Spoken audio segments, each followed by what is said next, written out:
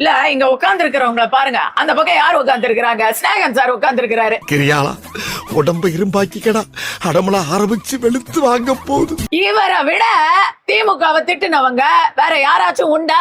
5 வருஷம் முன்னாடி குடும்ப ஆட்சி வேண்டாம் என்றும், வாரிசு அரசியல் வேண்டாம் என்றும் இன்னைக்கு திமுக தன்னுடைய தேர்தல் பட்டியலை அறிவிச்சிருக்கிறது. 20 பேர் வேட்பாளர், அதுல 7 பேர் 6 குடும்ப அரசியல், வாரிசு அரசியல். உனக்குள்ள இருக்கிற வெறி வேற எவங்கிட்டயும் பார்க்கல. இப்ப அங்க உட்கார்ந்து இருக்காரு. அவங்க வந்து கூட்டணிக்கு சேர்ந்தா அங்க வந்து அது பெருந்தன்மை, இங்க சேர்ந்தா அது வந்து குழப்பம். என்னது அவங்களுக்கு மட்டும் அது ரத்தம், மத்தவங்களுக்கு தக்காளி சட்னியா? உனக்கு வந்தா ரத்தம், எனக்கு வந்தா தக்காளி சட்னி. நீங்க கேளுங்க அவரை. இப்ப அவருடைய ஸ்பீச், அவர் ஃபேமஸ் ஆனது எதுக்கு? பிக் பாஸை விட அவர் வந்து திமுக விமர்சனம் பண்ணதுனாலதான் ஸ்நேகன் அவர்களுக்கு அரசியல் அடையாளம் கிடைச்சது. இன்னைக்கு அவர் அங்கேதான் உட்கார்ந்து இருக்காரு. நாம என்னப்பா செய்யறது? நம்ம ஒண்ணு நினைச்சா தெய்வம் ஒண்ணு நினைக்குது. தெய்வம் நினைக்கிறது இருக்கட்டும்டா, நீ ஏன்டா நினைச்ச?